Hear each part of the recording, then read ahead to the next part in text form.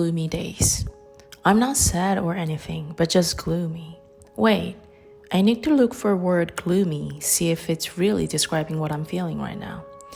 Gloomy, Gloomy. It means causing or feeling depression or despondency. Depression? Wait, no, I'm just feeling a little sad. Wait, didn't I say I'm not sad? Anyway, despondency.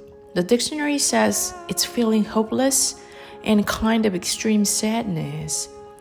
Feeling hopeless kind of expresses my feeling right now, but no, not extreme sadness. Then I shouldn't say I'm feeling gloomy. Let's say a little moody then? I have to check the word moody. Cambridge Dictionary says if someone is moody, their moods change suddenly and they become angry or unhappy easily. Apparently, moody is the worst expression of how I feel than the word gloomy because, in my case, it's not a sudden feeling. I'm thinking it's more of a gradual build-up of emotions and physical status. Before I dive into today's topic, this is one of my ways of assessing my current emotional status. Assessing how I am feeling by choosing the right words to describe it. There are whole kinds of words for feeling unpleasant. Moody, sad, gloomy, just to name the few.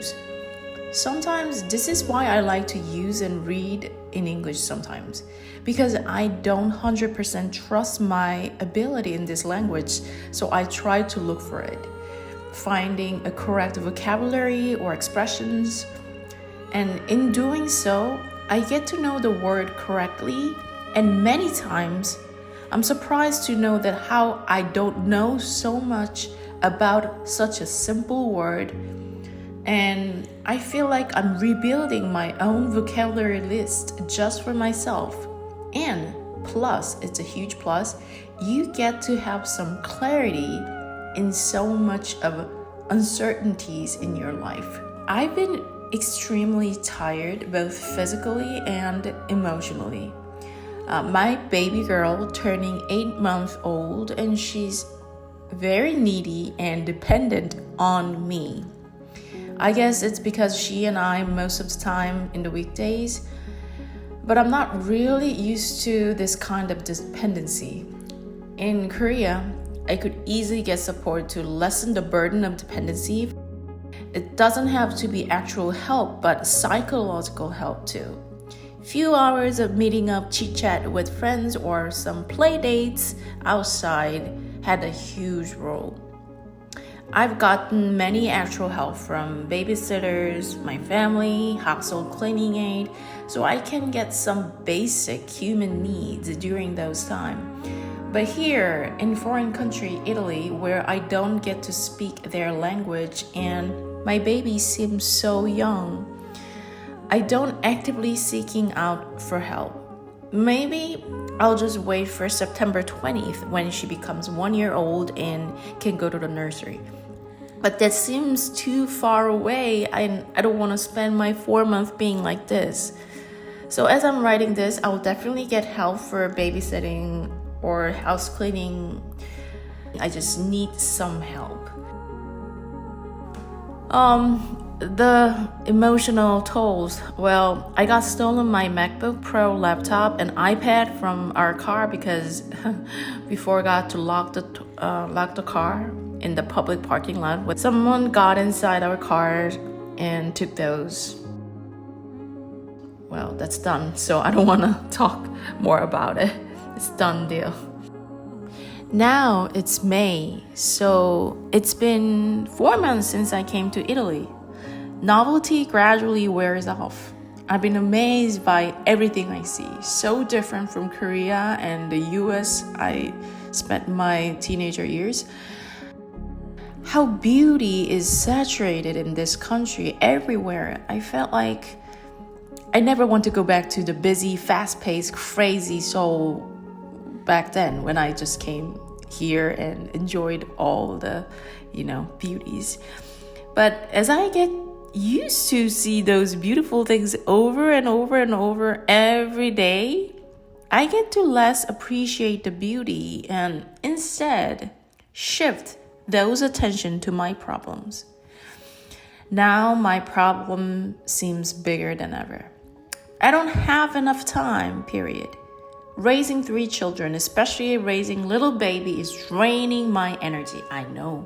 I know so much about this. I already knew this, but it's just every time it's so new to me. Inside, my conscious thought says, you chose this. 1 million people would die for what you enjoy in your life. It's flashback to Devil Wears Prada. How ungrateful. Ungrateful again, you bad girl.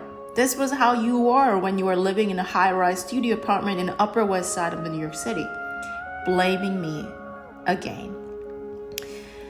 I said in the earlier video that I frequently communicate about our needs and wants with my spouse and the children, but sometimes it's hard. My mantra has been ask for what you need, but when I'm extremely tired and can't function well because of lack of sleep or energy, I just don't have intention or energy to communicate my needs and talk through it. It takes time and energy. If I have some times left, I'm dying to use those times to calm me down, like reading and writing. What's worse in this situation is that you wish that everybody knows how you feel and act accordingly. But most of the time, this doesn't happen. As I assess my mood at the start of this video, I didn't know exactly how I felt right away. Then, how on earth can they detect every feeling that I have and act accordingly? Also, they may be going through the hard time too. See? I don't know either.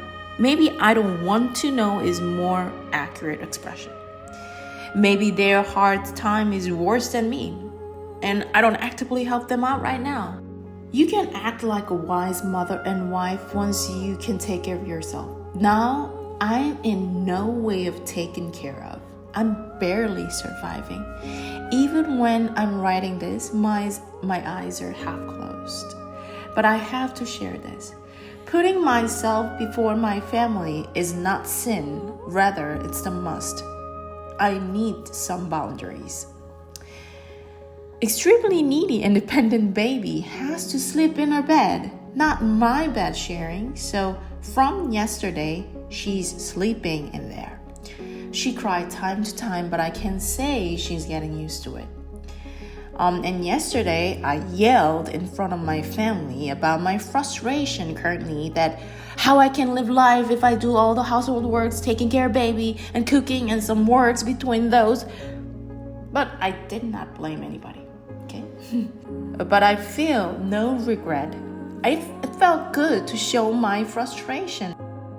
This morning, a simple act of putting a little lemon slice to my water is a way of taking care of myself, comforting myself. Sitting in the terrace, feeling the warmth from the sun and writing and expressing my thoughts are also a way of taking care of myself. Although this notebook is not mine and mine got stolen. I scrolled down neighbor blog post this morning and I saw one blog post. She said, loving is what resilience stands for. I put some love onto me and I don't want to blame anybody or any situation right now. Also, I don't strive for answers or quick fixes in current situation. From 12 years of marriage and having 3 kids, I know that this unpleasant feelings is momentary and it will go away. Well, it will come back again, but it's okay. When my family come back this afternoon, I'll be the same as any other day. Maybe with a little frown on my face, but try to be sane.